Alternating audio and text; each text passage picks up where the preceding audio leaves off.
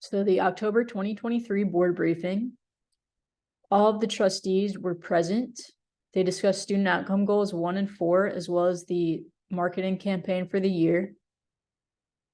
Student outcome goal 1 was on the STAR achievement on all subjects in all grades. The district said that they were progressing in this goal because their target was 46%. They were a little bit below that at 44%, but all student groups did improve as evidenced by the green arrows on the right. There were still gaps present though for specific student groups such as African American students and emergent bilinguals when compared to all students. Then this graph shows the cohort tracking. So basically the progress as students moved between grades. So for example, in 2021 to 2022, 40% of third graders were achieving meets or above on the reading exam. As they moved to fourth grade, you can see the blue arrow shows that there was a 1% increase. So now 41% of those students were achieving meets or above on the 2023 STAR exam. So there's a lot of information in these slides. The district brought up basically two main points. The first is that the district saw a decrease as students moved from 5th grade to 6th grade. And that trend is actually consistent statewide and also nationwide. So historically, students just don't perform as well when they move from elementary school to middle school. The second point is a little bit more nuanced, but if you look at the math scores for middle school, there's a huge discrepancy basically in 7th grade. And the district attributes this to the policy change in which students have to opt out now of honors programming. If they achieve meets or above on the previous year's STAR exam, they're automatically enrolled in honors programming. So what that means is that 70% of 7th graders last year were enrolled in honors math. And instead of taking the 7th grade math exam, those students actually take the 8th grade math exam. So what the district found was when students are pushed to that honors level of programming, they actually do very well. They rise to the occasion. 40% of students who took the 8th grade math exam achieved meets or above. So that includes, some of those 70% of 7th graders.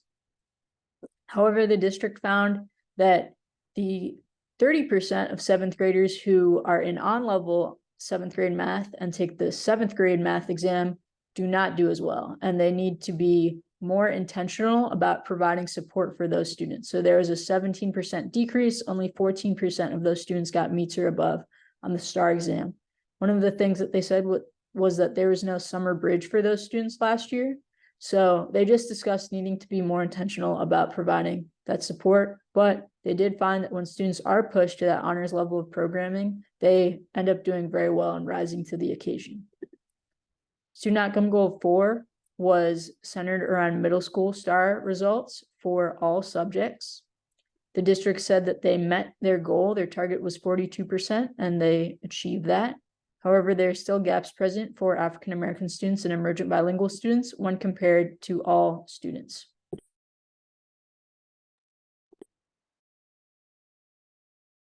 Some of the strategic adjustments for this year are scaling high quality instructional materials across the district, reducing assessment time to provide more time for instruction, repurposing central office staff to provide interventions for students, and reducing vendor support to only the vendors that have proven to be the most beneficial, expanding bilingual instructional model through grade 6, and embedding adaptive technology for tier 2 and 3 students.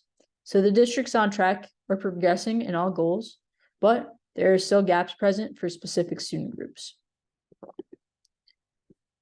Some of the discussion, Trustee Foreman asked, how's the district going to support the students in grade 7 math? So they are going to provide support throughout the year, as well as bring back summer bridge.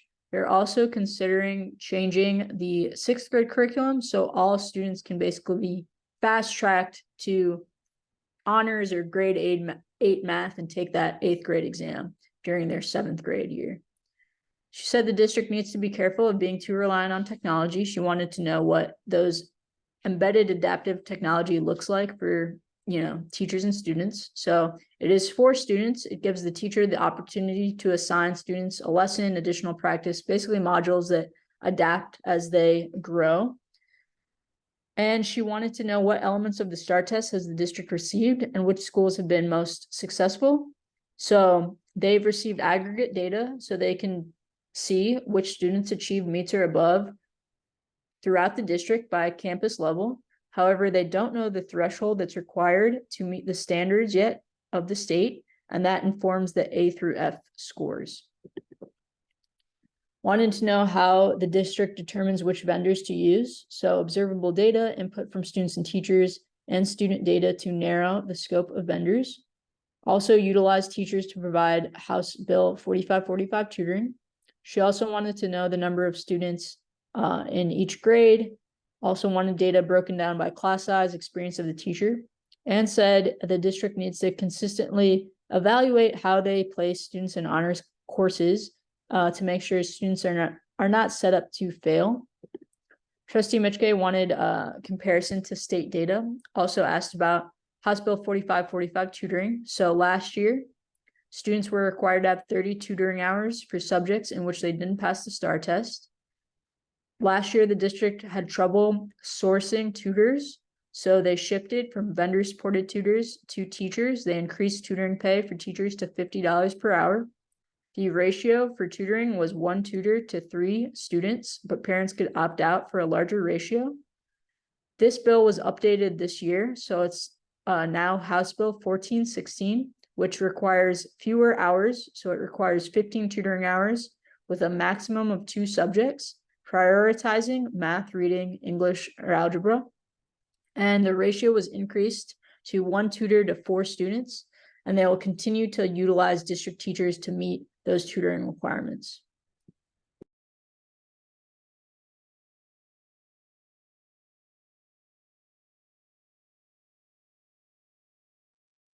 Trustee Mackey said that it's commendable that the district has either closed gaps or maintained gaps and not seen an increase in any gaps.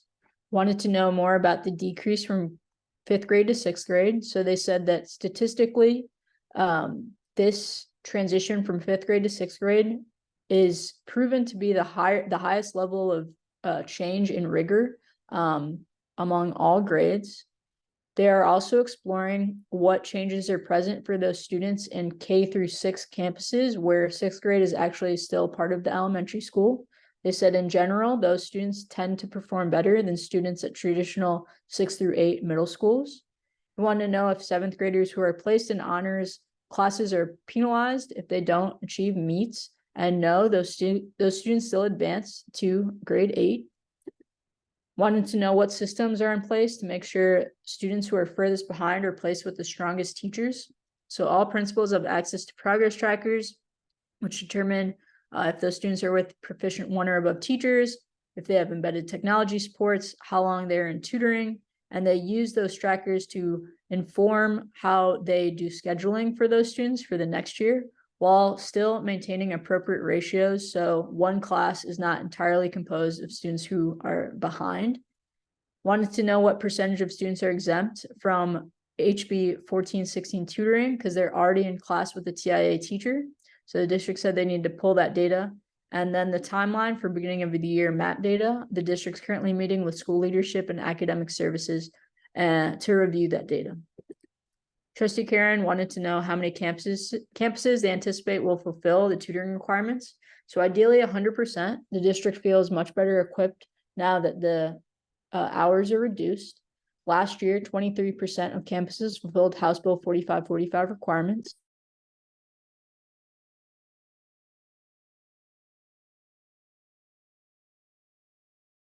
The marketing campaign was the superintendent's report. So they will send out direct mailers in October, giving families the option to opt out of future marketing campaigns if they choose. The focus for the first semester is Discover Dallas ISD. These are some of the events that they have either done or are upcoming. They talked a lot about the centralized event at Adamson High School, which is going to be like an open house for choice schools and neighborhood schools to share their program offerings and give families the opportunity to apply on site. They will also have 2 additional virtual Discover Dallas ISD events in December and January. And they will open their application campaign for choice schools in November, with students being given the deadline to apply on January 31st. They also are going to put a special focus on the Firefighter Academy that is launching at Roosevelt High School next fall. Their neighborhood schools campaign during the fall, it'll include digital campaigns and mailers based on location, and they will start a more aggressive campaign in February with social media, billboards, TV streaming, as well as a planned centralized event. They're also going to bring back School Zone Dallas, which is student-hosted interview segments on local morning and daytime shows.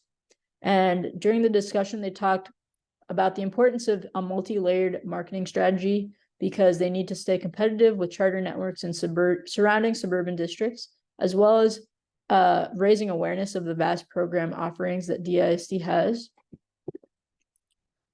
Trustee Foreman said she's excited for events that bring all of the neighborhood schools together, said that the location for these events should be strategic and draw parents from outside the city, so parents specifically in those surrounding suburban neighborhoods. Wanted to know the plan for connecting with families of students at charter schools and suburban districts. So all of the flyers that are given out have comparison data that shows that DISD actually outperforms pretty much all the charter schools and suburban districts around the area. And they'll be going door to door with that, specifically targeting families not currently in the district. Wanted to know if there was a specific marketing strategy for career institutes. So that is going to be included in School Zone Dallas, as well as the neighborhood schools campaign. Trustee Mitchke talked about the importance of replicating the marketing strategy of charter schools, asked also if they could make an open records request to actually get lists of students at charter schools. So the district clarified that they passed a policy several years ago in which their information, DISD information, could not be accessed, but they could also not access information from charter schools. Trustee Flores talked about how he's very appreciative of all of the efforts of this marketing campaign, as well as the opportunity given to families to opt out of mailers. He received that feedback from a community forum at WT White. The parent actually said that their student already attended a neighborhood school, so they didn't need any more promotional mailers.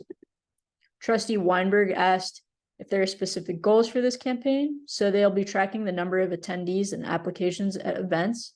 Also wanted to know what would be done to track the return on the mailers as well as the door knocking. So they're going to survey families at these events to find out how they learned about the actual event. Also wanted to know how much room for enrollment there is currently at magnet and choice schools. So they don't have that data currently, but the marketing team does work closely with the Office of Transformation and Innovation to be able to get those enrollment numbers. Trustee Karen asked about which area is the focus for door knocking. So they're going to focus it in South Dallas, but it will extend to West Dallas as well as the northern sector. He agrees that focusing more resources in South Dallas is important since there's such a strong concentration of charter schools there. Also mentioned that Northwest Dallas has a high concentration of poverty and competition from both Uplift and neighboring Irving ISD. So they would also benefit from door knocking there. And in terms of finding centralized locations for these events that service the whole district, he just mentioned that Ellis Davis Fieldhouse, which was brought up as a potential location, is south of 20, which might be difficult for families in Northwest Dallas to travel to. Trustee White said that the district does need to effectively market program offerings at neighborhood schools. A lot of students attend charter schools because they mistakenly believe that they will receive a better education and charter schools outperform the ISD, but that is not true. Wanted to know the strategy for targeting families with students in charter schools so they can identify the number of potential students in each region and see which students currently attend DISD schools. So they'll use that data to identify focus areas.